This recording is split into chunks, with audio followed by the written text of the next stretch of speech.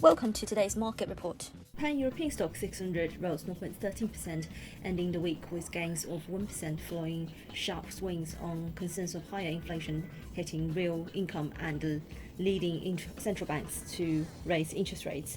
Britain's FTSE 100 index was up 0.37%, German DAX edged up 0.12%.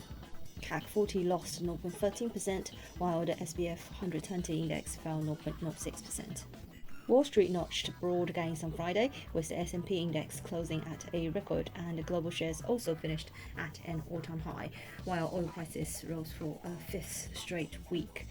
Weaker than expected inflation data and news that US President Joe Biden has secured a bipartisan infrastructure agreement with lawmakers gave a boost to stocks. The plan is valued at $0.2 trillion over 8 years, of which $579 billion is new spending. The latest US personal consumer expenditure data showed a measure of underlying inflation rose less than expected in May. Core PCE rose 3.4% year over year, above Fed's 2% flexible target.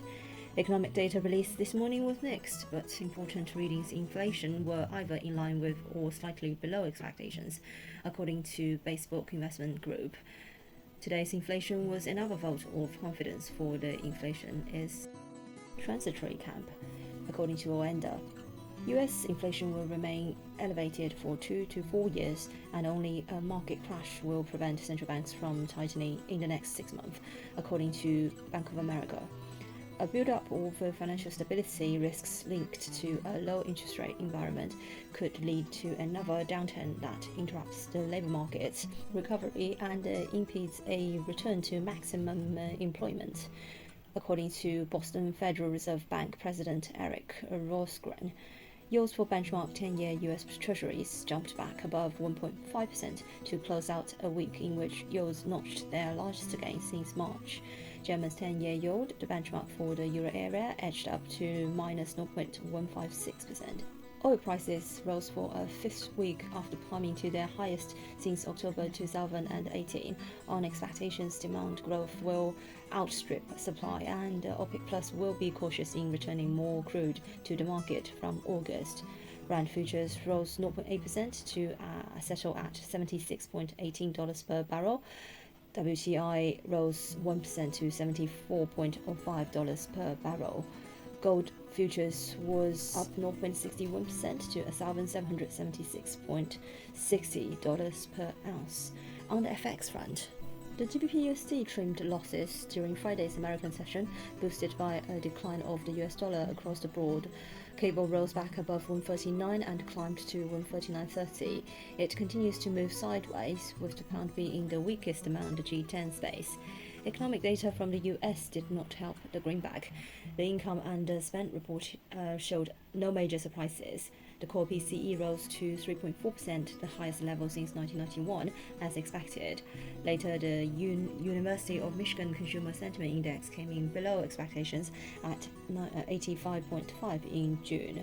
The tone of the Bank of England on Thursday, when, as expected, introduced no policy changes, was on the dovish side and weakened the pound. Despite the dovish hold, the short-selling futures strip still suggests some odds of the first hike in Q4 2021, rising significantly in Q1 and priced by Q2 2022, according to analysts at Brown Brothers Harriman. The cable is about to end the week higher, recovering from a fraction of the previous week's losses. It peaked near 140 on Wednesday before starting to move lower. So far, the area around 138.90 capped the latest decline. In the weekly chart, cable has been unable to recover the 20 SMA that stands at 139.30. The euro-dollar pulled back sharply during the American session after hitting weekly highs at 119.76.